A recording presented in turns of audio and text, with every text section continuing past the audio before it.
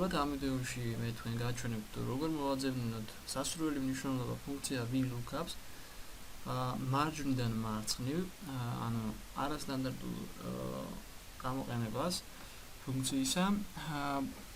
ჩვენი ამოცანის მიზანია კონკრეტული რეგიონისთვის მოვაძებნოთ რომელ წელს დაფიქსირდა დასაქმებულთა მაქსიმალური რაოდენობა.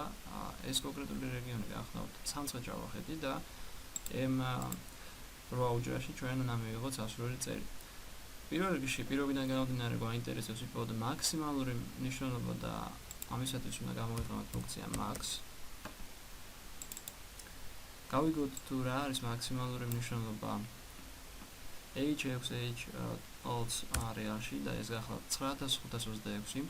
ვიზუალური აღქმისთვის ჩართული გვაქვს conditional formatting, რომელიც რა თქმა უნდა გვიმარტივებს ძებნის ფუნქციას, მაგრამ მეორეს მხრივ ჩვენ ეს ყოველთვის არ გამოგვადგება თუ ცხრილი, საძიებო ცხრილი გაცილებით დიდია ვიდრე ჩვენი თვალთახედვის არე და ჩვენი ვიზუალური პანჯარა.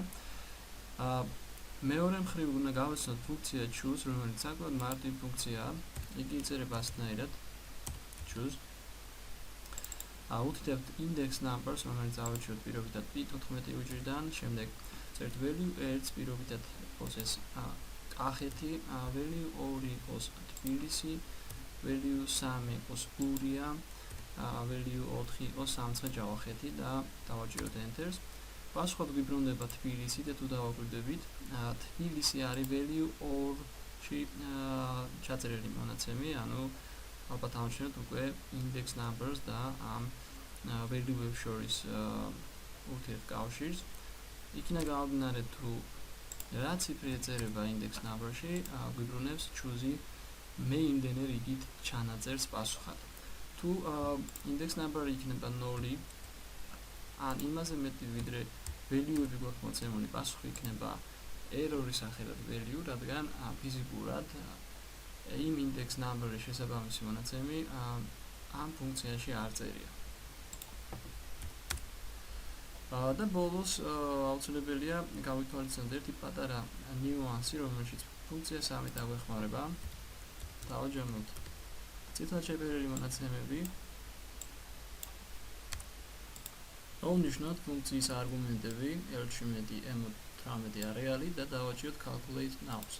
ნახოთ თუ რას მოგცემს იგი. ხედავთ რომ ფიგურულ ჭრილებში განლაგებულია 1, 2, 3 და 4, ანუ ის მონაცემები რაც ჩვენ დავაჯამეთ.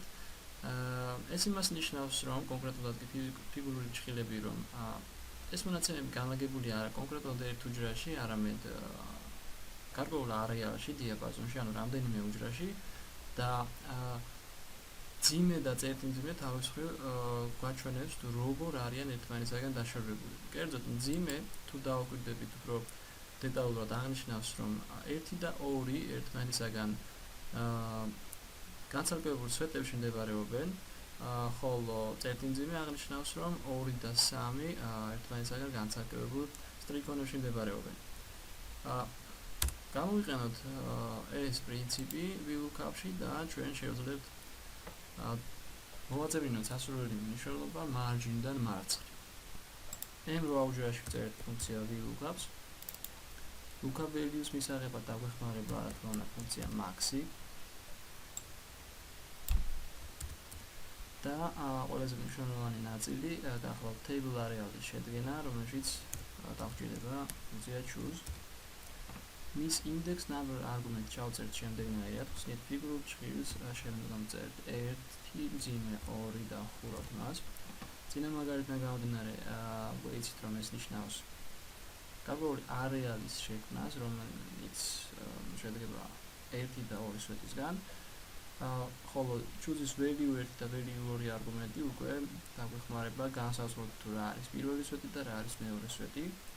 ძიმე ჩავწეროთ value 1-ში არეალი h6-დან h20-მდე.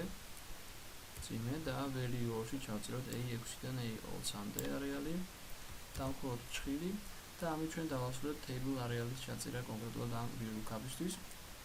მოვაძებნოთ მნიშვნელობა column index number-ში, ანუ წერთ რიცხვ 2-ს, ანუ მეორე სვეტში და ვეძებთ ზუსტი მნიშვნელობით.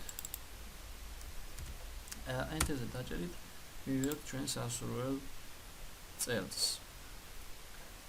ეს ფორმულა არის თუ არ გავითვალისწინებთ რა თქმა უნდა ფუნქცია max სტანდარტული, ეგრეთ წოდებული, ასე ვთქვათ, უნივერსალური ფორმულა. არ არის საჭიროება ვთქვათ choose-ში ჩაიწეროს როდისმე სხვა შემთხვევებში 1, 2, 3, რადგან თვითონ VLOOKUP-ის პრინციპიდან გამომდინარე არსებობს ორი მნიშვნელოვანი სვეტი. პირველი ის სვეტია, რომელშიც უშუალოდ უნდა ეწეროს ჩვენი საძიებო value, საძიებო მნიშვნელობა, ხოლო მეორე სვეტი, საიდანაც გვინდა პასუხი ამოვიღოთ. რა თქმა უნდა, შეიძლება იყოს სულაც ერთი სვეტი ან მაქსიმუმ ორი სვეტი, ამიტომ choose-ში ყოველთვის იწერება ფიგურულ შეკრებაში 1 მძიმე 2. ან თუ თქვენთან არგუმენტების გამყოფი არის არა მძიმე, არამედ ერთი მძიმე, მაშინ დაგჭირდებათ დახრილი ხაზი ნაცვლად მძიმისა. ეს გახლავთ მიზნის მიღწევის ერთი კონკრეტული ხერხი, როდესაც გათვალისწინებულია მხოლოდ ერთეული კონკრეტული რეგიონი, მაგალითად სამხრეთ-ჯავახეთი და ფორმულა არ ითვალისწინებს რეგიონის ცვლილებას.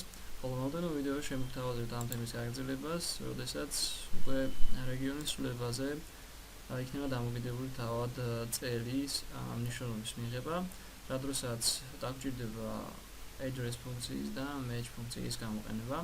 ამ დღეს დაგემშვიდობებით, ვიმეგობროთ Facebook-სა და YouTube-ზე, ჩვენ მომავალშიც ბევრ საინტერესო ინფორმაციას შემოგთავაზებთ. მადლობა ყურადღებისთვის.